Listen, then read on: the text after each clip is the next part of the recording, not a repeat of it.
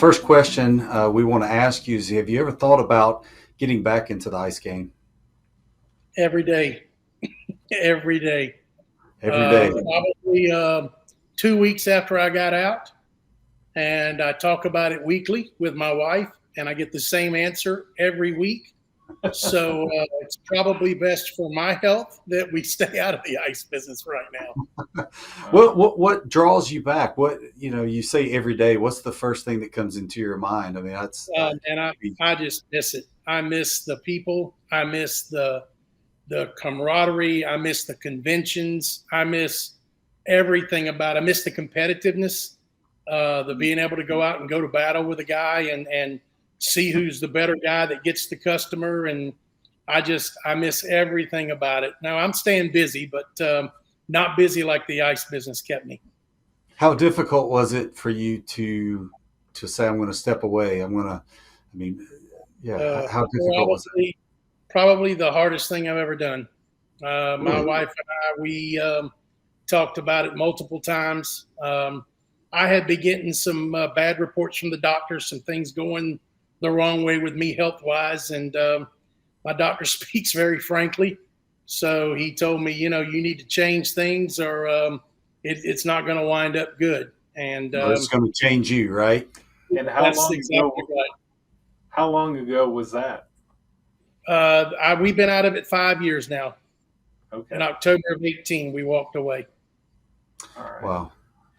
Well, David, we really appreciate you coming to spend some time with us today. For everyone who's watching, this is David Bryant from the Iceman out of Jacksonville, Florida, which he ran his company for 32 years, and apparently 5 years ago hung up his Iceman card.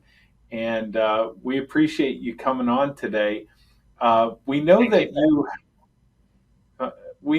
you have entrepreneurial uh, spirit at your core, and so we wanted to hear about, have you dabbled in any other businesses that you'd like to share about? We are investigating another business here in Jacksonville. There's not much RV storage and boat storage here in Jacksonville. So my wife and I have really been kicking around getting into the boat and RV storage business, but in a first class way, not just an empty lot. We want to build it all concrete. We want to cover it. We want to have pump out stations. We want to have electricity at every spot. We want it to be a first class operation. So we're looking. Wi-Fi then, right? You're gonna have Wi-Fi there. Yes, sir. Absolutely. Absolutely. Can't operate without the Wi-Fi, and people want to see their boats, even if they're Right. not using it. Even in storage, I know people want to see that. Yeah. Yeah. Well, Well, you spend a lot of money on those things, and to park them out in a field and just let them go to waste in front of out in Mother Nature, it just kills us. So we're looking. We'll get something built. yeah, is Well, that? Go ahead, Jeff. hopefully, if you did that, that would be the kind of business the doctor could sign off on. Maybe a little Yes. Yes. The little less wife intense on it than more the than ice business. anything. Well, I guess it depends if they're parking their own boat, or if you're going to be parking what their RV. Uh, That's I, I, right. I have a friend of mine that they're in that business, but it's fairly tight confines. So they bought an old warehouse here in Birmingham area, and they charge by the foot, and but they take everything into the facility. So, but then they assume that risk as well, but they don't have the risk of people not knowing their skills, backing it in or putting it into the storage. So they they retrieve it, they park it, they do all of that. Is that something similar what you're looking at? No, I'm looking. Yeah, 100% all them. I'll rent them a space. They'll be able to back their RV underneath the cover. If they want to plug in, they can plug in. Clean out the RV before they store it, and then they can sit there as long as they want.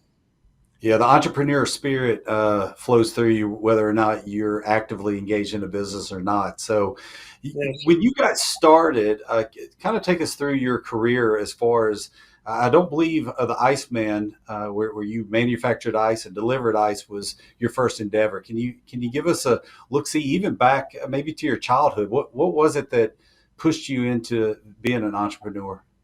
I had a father that was in the air conditioning business when I was growing up, and like any other kid, followed him around like a puppy, and would constantly ask questions. Why are we changing that? What's wrong with this? And I kind of grew to love refrigeration. So when I had a chance to make my getaway from Plant City, where I grew up, I moved out as a salesman out into North Florida for selling air conditioners and appliances, which was right up my alley, and knew absolutely nothing about ice machines, but met a dear friend of mine, and he told me we're going to be partners one day. And lo and behold, 3 years later, we started an ice machine distributorship and started selling isomatic ice machines. And from there, that kind of led into a company called Jack's Ice Machines that we started leasing and selling ice machines to restaurants and bars. And the leasing business grew like crazy. We had over 200 leases when we got out of the business, but you literally could put a machine out a day if you had the finances to buy them. It was insane. And this is all in Florida, correct? Yes, all up in North Florida. Yeah, we were in Jacksonville and St. Augustine. I really didn't go outside that core area for leasing ice machines. Stayed right there, and we did business with people like Hooters and Outbacks of the world and things like that. So I mean, they were not small machines. Some of them were 400-pound, 500-pound machines, and they would go all the way up to 2,000 pounds a day. How much ice could those things kick out? A Hoshizaki ice machine at a Outback Steakhouse makes about 2,300 pounds of ice a day, and they still have to buy ice. They still have to buy it on top of it. Yeah. So was that the natural progression? Because you're like, well, still can't get enough ice. So, well, where are we going to get the rest of the ice? Is that the next part of the story? Yeah, no, the next part of the story kind of gets a little bit funny, but we had friends of ours that were in Tampa that were in the ice business. And my wife and I would go down once or twice a month to play cards with them on the weekends. And Greg delivered just strictly to restaurants. He didn't deliver to convenience stores. And every month we'd go down and play cards. He was always complaining about how hard the ice business was. So one night after a few too many beverages, I made a comment that any moron could freeze water and sell it. And he said, okay, you're on. He said, I'll bet you $1,000 you can't go back to Jacksonville and start an ice company and be successful. So I asked him to define successful, and he said you have to make money the first year. So I shook. You're on. And we were playing cards. We were having a good time. We went on playing cards that night, got up the next morning, headed home. And I noticed my wife was extremely quiet and looking out the other window instead of talking to me. And I'm running through my brain thinking, boy, what did I forget? Did I forget an anniversary? Is it her birthday? What am I doing? And I asked her, I said, baby, is there something wrong? And when she turned to me, she had tears in her eyes. And I'm like, uh-oh.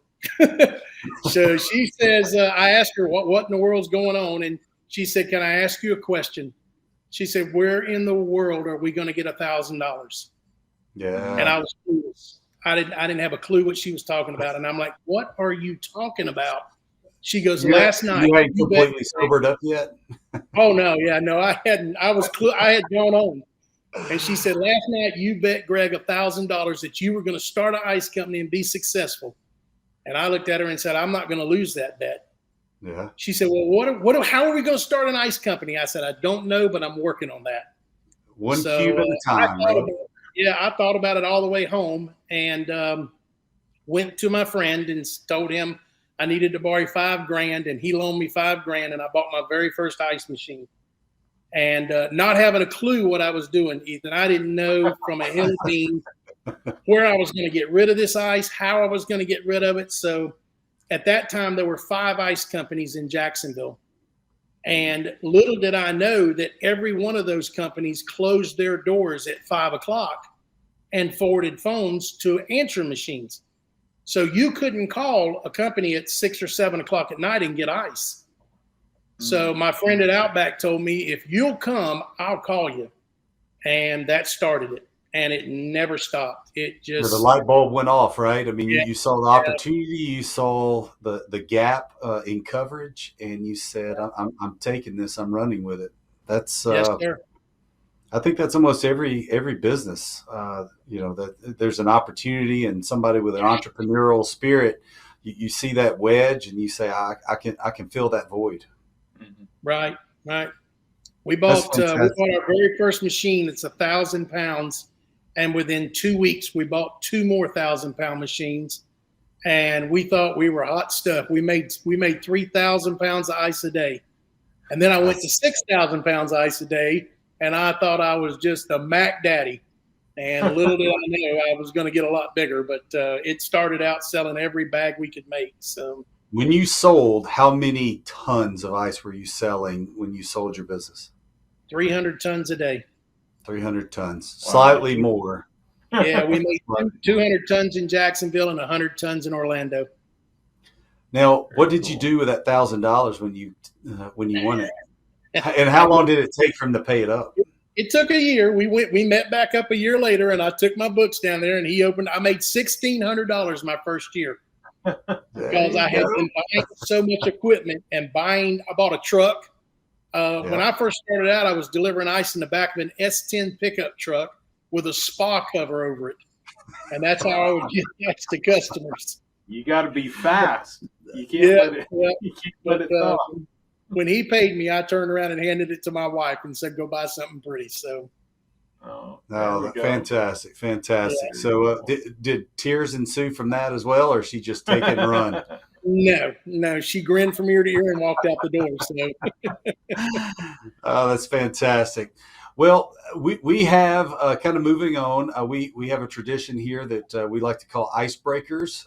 That we want to just kind of be a little whimsical, but again we appreciate you joining us today, David. But the important topic I want to bring up now, as you know, the SEC is expanding. mm, Right now, I believe you've been a Florida Gator fan for quite some time. Is that correct? that is correct. Yes, sir. And I was just curious The if lean you've years. even. That's right. Have you thought about changing your allegiance to like a good conference, or at least on the western side of the conference? Have you given any thought to that? Okay, I guess I deserve that. But negative. No, I was a Gator in the 70s and the 80s when winning 8 games a year was a great year. And of course, then the 90s came along and 2000s, and we're back to the 70s and 80s now. So we're trying to build again, but we'll be okay. We'll be okay. Yeah. Still a Well, Gator. you and I. And the shirt that we have here. So this is fantastic. So you and I both root. Now they're different shades of orange and blue, but I'm an Auburn Tiger, That's correct. and through and through, we've talked. I think we've bemoaned our teams probably more than we've been happy with our teams over the years that we've talked. But we both bleed orange and blue, and it's been fun getting to know. Tell us about this photo here, if you don't mind. That's my business partner from many, many, many years ago. That was taken at the Captain's Club at the Kingfish tournament, and we were cooking kingfish for all of the fishermen that had gone out and fished that day. Gotcha. So this is the Jack's Ice business partner. That's correct. Yes, sir. Gotcha. He was a Gotcha. heck of a man. Okay. Looks like you guys are having fun. And then with this photo, I have to say it's probably one of the best Tim Tebow impersonations of Tim Tebow I've seen. So Yeah, very buddy. Yeah, buddy. Can't go to Gainesville without getting your picture in front of the statues. So no, absolutely. Do you have any? Were you able to get the majority of the games? I believe. Correct me if I'm wrong, but did you guys serve the ice to the world's largest cocktail party? we did. Yeah, that was a major event in our city. Still is a major event. It's not as big as it used to be, but back in the heyday, there were massive campgrounds. 100,000 people would come in town, and only 60 of them got to go to the game. The other 40 or 45,000 would stay outside the stadium, and these people would bring giant TVs and set up TVs and watch this game and party throughout the whole game. So going to the games was not an option for me, but I worked a lot of the games. Right. pros, cons of doing that? Obviously, cons not being able to really watch the game. Is that the Yeah, but biggest? the pros are you met a lot of cool people. You really did. I met a lot of good people through the years that were Georgia fans and Gator fans, and we gave each other hard times alike, but still sold ice to the Georgia fans just for a little bit more money. Yeah, absolutely. Awesome. So we've talked about a few different cities in Florida, and we heard you mention that you're from Plant City. Tell us about that. What is Plant City like? Plant City, when I was there, was a population of 15,000 people. Everybody knew everybody. We were farming community. They grew strawberries, oranges, and watermelons. And it's not that way anymore. Plant City is now part of Tampa. They've just grown together. And I think the population in Plant City now is like 350,000. Wow. A lot of the farms have sold. A lot of the farmers have sold out, have passed, and then their families sold out. And we're still the winter strawberry capital of the world. But a lot of those berry fields and watermelon fields are now housing communities and strip malls and things like that. Yeah, that's interesting because one of the things that we'd done a little bit of research on Plant City was over 3/4 of the nation's strawberries during the winter season come from Plant City. And when I first saw that, I was thinking, okay, well, that's why it's called Plant City, right? So, but that's not the history of it. It was actually named after a gentleman. Do you know much of the history about that? I do not know where that name came from. No, I moved there when I was 3 years old and lived there till I was 23, and moved to Jacksonville from there. And still have a ton of family there, ton of friends. Go back very often. We try to go to the Strawberry Festival every year. If you've not been to the Strawberry Festival, you need to go. It's a day and a half festival. It's not a little community fair. It's a huge festival, and lots of fun to be had. I mean, when you think of 3/4 of the nation's strawberries come from this one place during the winter, I mean, that doesn't even compute to me that it would be enough land in a city or even a surrounding area to be able to grow that kind of crop. I figure majority of it would, come out of Mexico or, other places, but that's pretty phenomenal, to this day. Yeah, they've had some really, really big farmers come in there, and so you've got some farms that are 50, 60,000 acres, and you just can't imagine 60,000 acres of berries. That's a lot of berries. Yeah, I couldn't imagine. Yeah. Well, tell us, we know the soul of your family is your wife, and I dare say business partner. You better believe it. Yeah. That's right. That's right. In more ways than just business, right? Just through life. That's right. But Yeah. Tell us about your lovely wife, Kathy, and also your 2 daughters. Well, we've been married for 34 years. We've been together for 39. Met her in Gainesville, Florida at a red light. Started dating, and it took off from there. And she's been an unbelievable business partner. She's been an unbelievable spouse. Loved traveling with her. Didn't necessarily like being in business with her because we butted heads a lot, but I couldn't have done it without her. She ran the inside, and I kind of ran the outside and did my thing. And she gave me 2 beautiful daughters. I have a 31-year-old and a 28-year-old, soon to be 29-year-old. And we love our girls. One lives in Nashville. My oldest daughter lives in Nashville, and she is a HR specialist for a health firm there. And my youngest daughter lives in Homosassa, which is right outside of Tampa on the west coast of Florida. It's a fishing community and a farming area. That's my youngest daughter there. Okay. Well, I notice here, you're looking very dapper here, but I was just kind of curious here, David. I mean, is this standard issue in Florida with the I started saying, if you see that whole picture, you'd see I got on short. They made me change my flip-flops. I had flip-flops on, but they made me change. My niece was getting married on the beach, and I told her I'm not wearing long pants to the beach. So, all right. I have a conference I go to Go ahead. Sorry, David. What were you saying? No, that's okay. That's all right. I think I that's have a me and my conference. sister there. Yeah.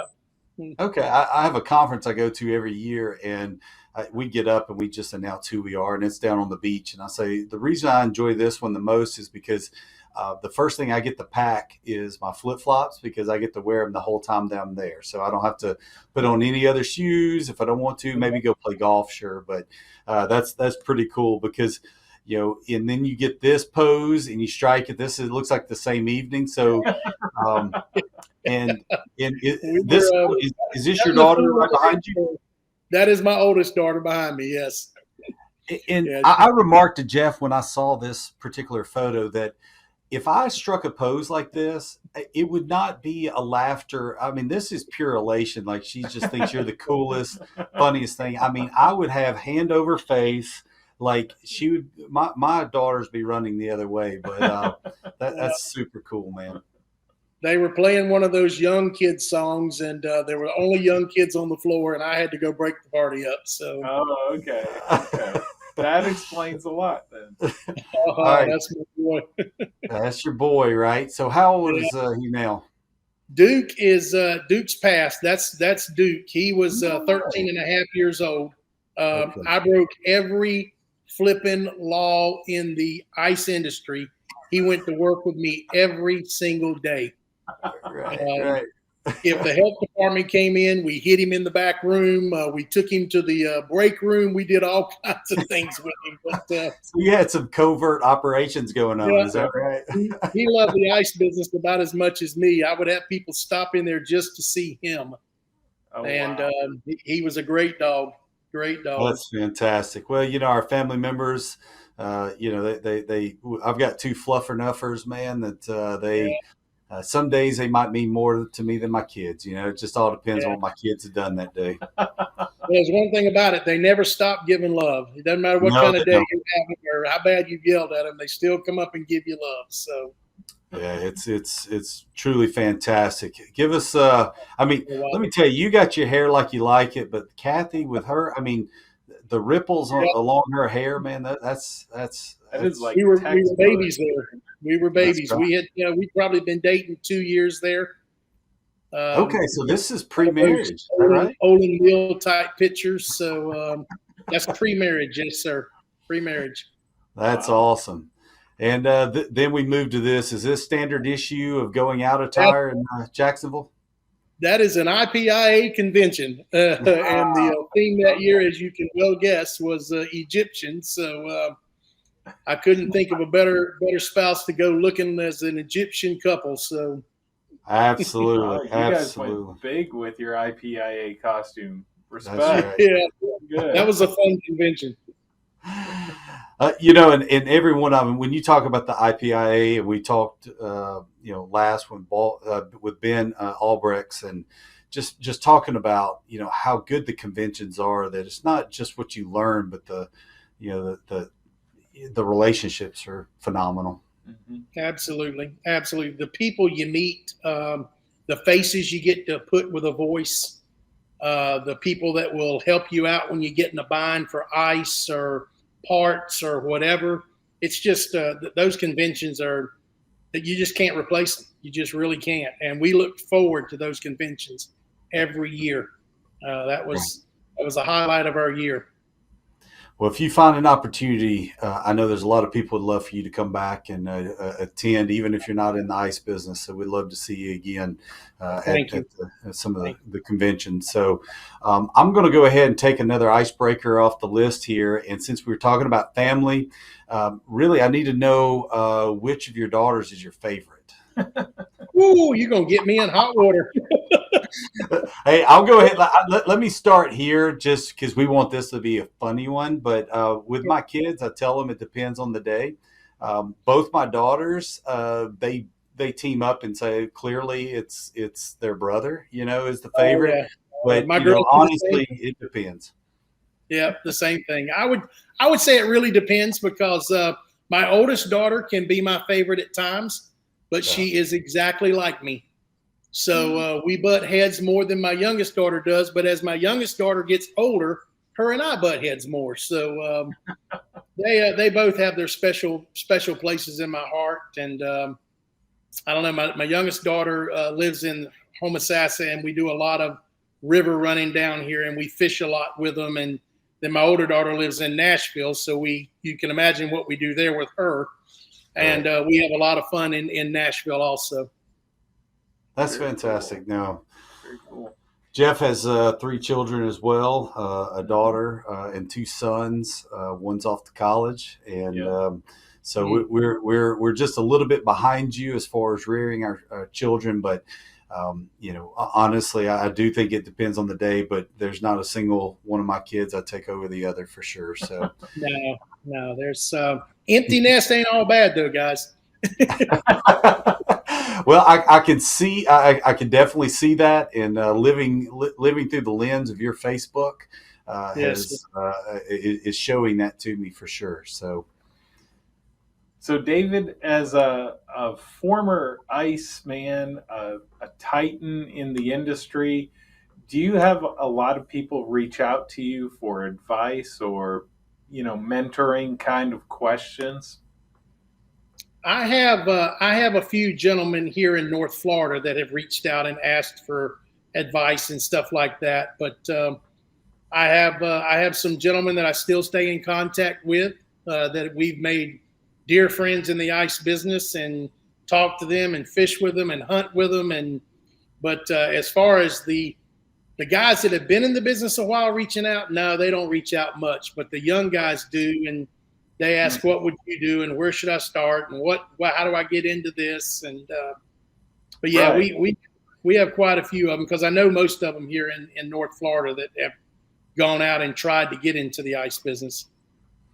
Well, and at one of the conventions this year, I was lucky enough to meet Johnny from Real Thirsty Ice.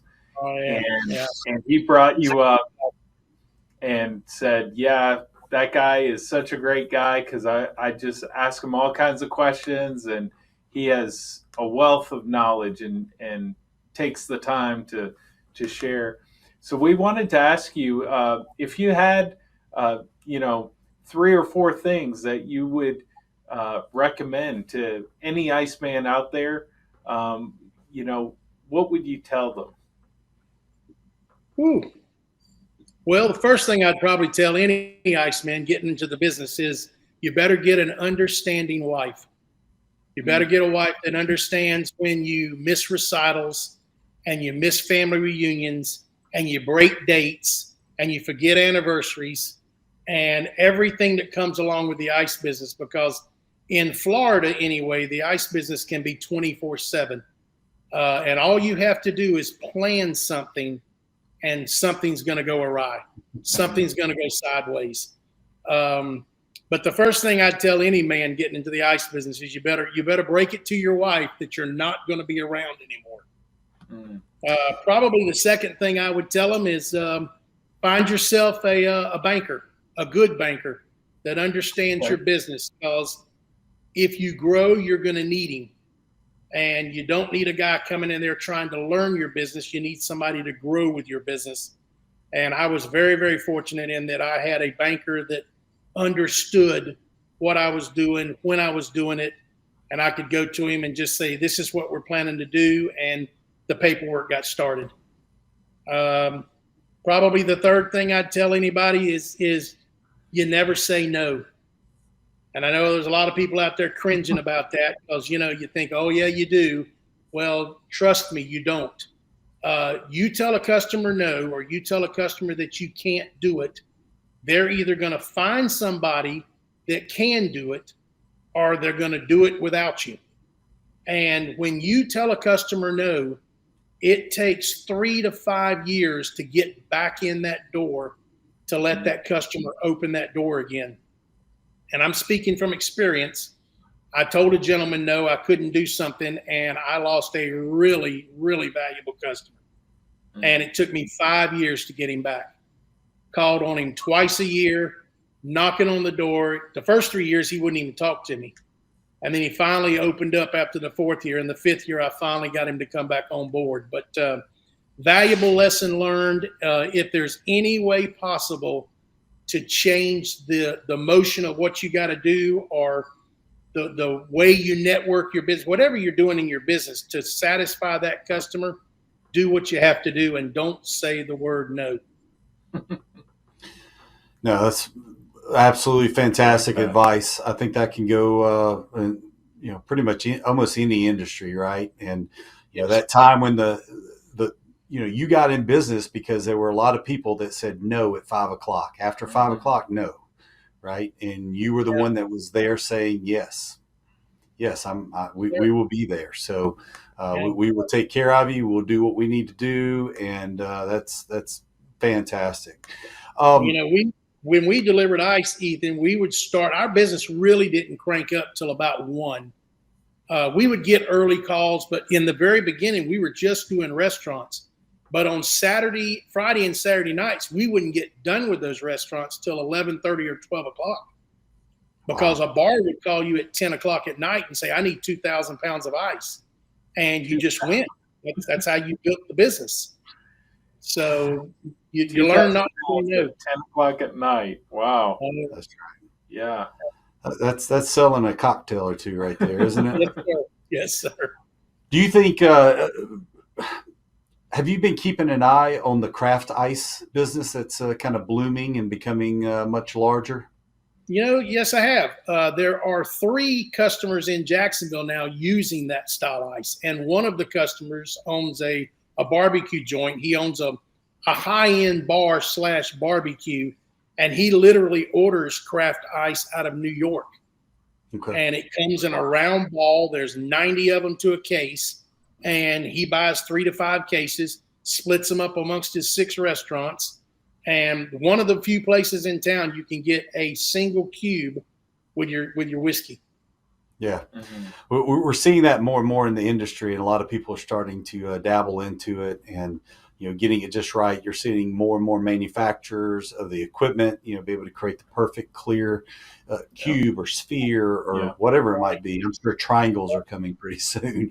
I mean, whatever you want. So it's very, very interesting in what they're doing. So wanted to have another icebreaker with you for a moment. And if you recall, and whenever we would call, because you were a client of ours for quite a few years, and one of the things, if we were ever put on hold, I learned something very valuable, and it stuck with me to this day. Do you remember what your message was about how long it took to ice down a beverage and the best way to do it? Do you recall that message?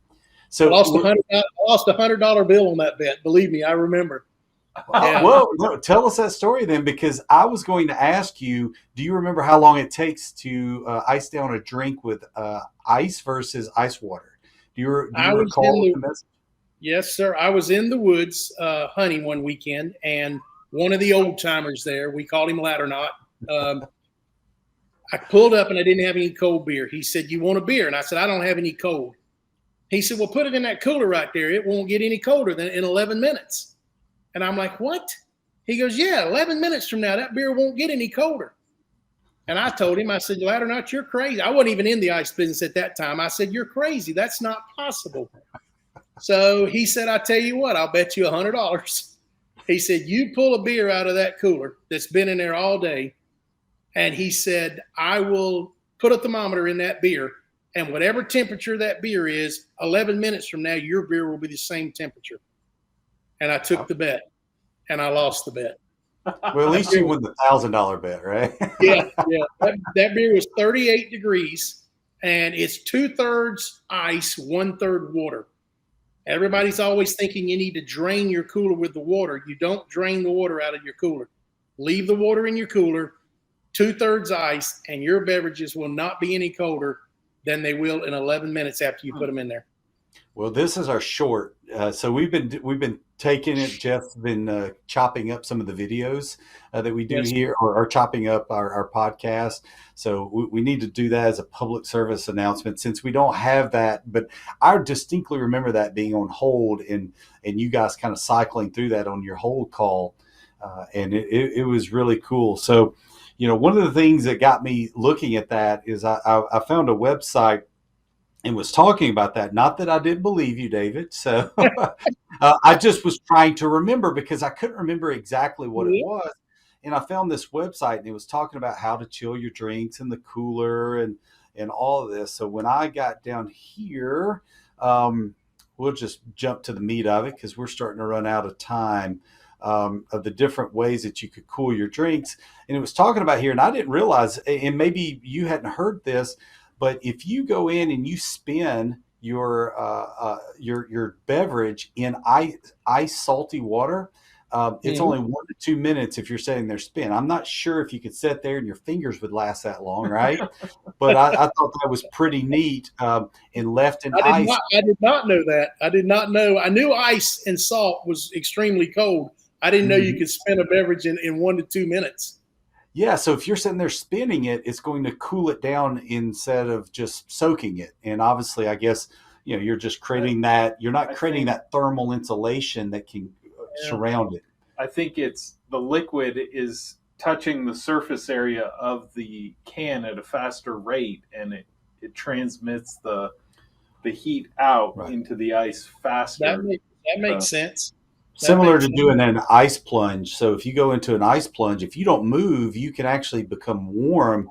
But if you put a fan, I know this because I've done this. I don't know if you could become warm. No, it's not as bad. I will say that. That's true. It's not as bad. But you put a small little submersible fan in there, which I have implemented in my routine, and my son says, absolutely not, Dad. I'm not going to do that because he tried it. He said, take it out or I'm getting out. So that's pretty much the conversation. So, David, here's where we need to ask Ethan when he's going to demonstrate the ice plunge on the podcast, right? It's 5 minutes of boring. That's all it is. It is 5 minutes of absolute boring. The last bit, I want to go back to that screen if you don't mind, Jeff. But the last thing that I want to have out there that I thought was fascinating, if you take a wet paper towel and you put it around and you just set that in the freezer with a wet paper towel, that will draw that heat out of the beverage much faster. It'll be 15 to 20 minutes to cool your drink down versus 30 to 60 minutes. And again, that's just me nerding out a little bit about it, so I apologize. But I thought that was pretty neat. So. But thank you for all these years later for me knowing that putting it in ice water is much more efficient cooling your beverage than just ice itself. So, which it was a great conversation starter. Yes, that's right. That's right. And by the way, I have to say, with all your betting, I'm sure Kathy's glad you do not live in Vegas. So that's for sure. Oh me. All right. Well, let's see. I want to go ahead and ask some of your hobbies, your passion, your downtime. What are you doing right now? And I know that has to include traveling. And give us a little bit of a background of what's going on in your life right now during retirement. Traveling, and more traveling. My wife and I both are very, very blessed to still have our health and a little bit of youth. I'm getting older, and we just figured we would travel now before we got to the stage where it was really a chore to travel. So we have been traveling like crazy. I love hunting. I love fishing. I love being with family. But travel right now pretty much takes precedent. We probably don't spend 5 days a month at our house. Well, you're actually not at your home doing the podcast because you've been traveling. Is that right? Traveling, yep. We're at our daughter's house.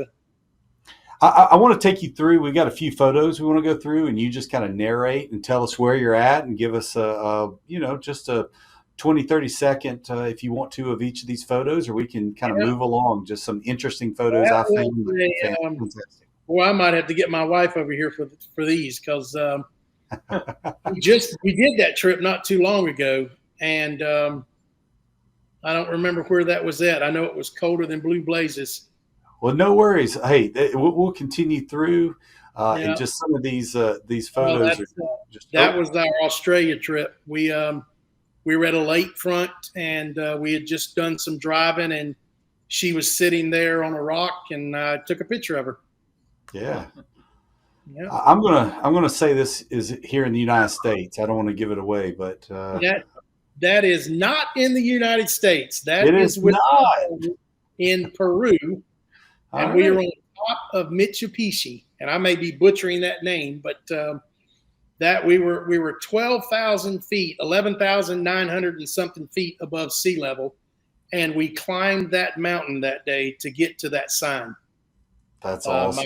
oldest daughter's an adventurist, and we did a daddy-daughter trip, and Peru was her choice. That's Awesome. fantastic. Now, I have to tell you, this picture, the first thing I thought of was Chevy Chase. I don't know why, but you look like you should have been in one of the movies with Chevy Chase. That was in Egypt. That was our most recent trip. We went to Africa for 29 days, and we wound up spending 9 days in Egypt. And that was at the pyramids in Egypt. And we did a camel ride, and our camel guide had to get me off and wrap me in the shawl and put the headband on and get my picture with the pyramid in the background. Well, you look authentic. That's yeah, for sure. absolutely. And it's awesome. Hey, who was taking the photos? Because some of these photos are just. I mean, was this you guys, or did y'all have a professional do it? This is one of my daughter's very good friends. My daughter and two of her best friends came over to Egypt to join us, and we kind of met them along our trip.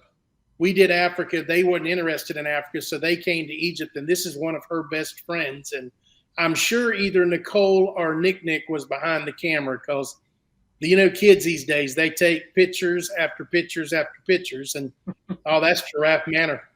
That was probably one of our favorite places on the trip. You eat breakfast with the giraffes. Now, well, does the giraffe eat your breakfast? If you didn't shoo him away, he would come down and eat your breakfast. Yes. I have been around, our zoo here. You can feed some giraffe, but we did not have this size of giraffe. I'm telling you, the size of that. That's a little bit misproportionate there, but the giraffes there were big, but he looks really big in that picture. All right, forced perspective here. Now, my understanding, tell me, didn't you have a visitor that kind of hitchhiked and came back with you from Africa? Ooh, I did. I brought a friend back with me from Africa, a parasite, and I was 3 days back in the States before I realized I had a hitchhiker, and I spent 5 days in the hospital. Nothing on my stomach, couldn't keep anything down, and unfortunately, you can't kill a parasite. It has to travel its course. So after 5 days, they sent me home and told me it would be 3 to 6 weeks. I'd get feeling better. Oh, wow. Okay. Yeah. All right. We got a few more we want to roll through here. So hot air balloon, I'm going to guess COVID. That is Australia, hot air balloon ride. That might be Africa. I don't think that's Africa. We did a hot air balloon we're masked up. That's Australia. Okay. We did a hot air balloon ride in Australia, and for my wife's birthday, and just had a blast. That's awesome. Now, I need to know, you got cut up here, man. What you been doing? You've been staying exercising. You getting after it, boy. I mean, seriously.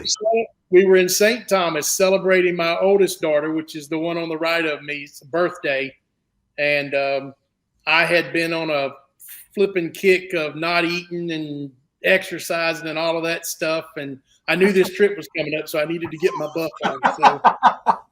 Well, let me tell you, you are looking fantastic there, man. Yeah, so that's what a wonderful photo there as well. Because most superheroes like you, this is what happened during COVID, right? That's correct. That is correct. I was Batman after COVID. Oh, me. Well, that's. I've just been living through. We've been friends for quite some time, David, and Yes, I'm proud for you guys and what you've been able to do, and your career in the ice business. I can only imagine, how difficult it has been for you to step away from that. And I just want to close with really an icebreaker. And if there was one business, one endeavor that you would have pursued if it wasn't for ice, and that could be even today. I mean, and you kind of gave us a little bit of an idea of the storage, but even if I know you're a NASCAR fan, right? I mean, whatever it would be, what would it have been and why? Probably some sort of racing. I raced motocross when I was growing up for about 11 years. And when I got into the ice business, all of that, of course, went away. But I love racing. I love competitiveness, whether it's mud bogging or four-wheeling or whatever it is. It probably would have been some form of racing or maybe air conditioning. I don't know. If I hadn't got into the ice business, I might have been an air conditioning guy. So I thought card player, professional gambler. That was just my guess.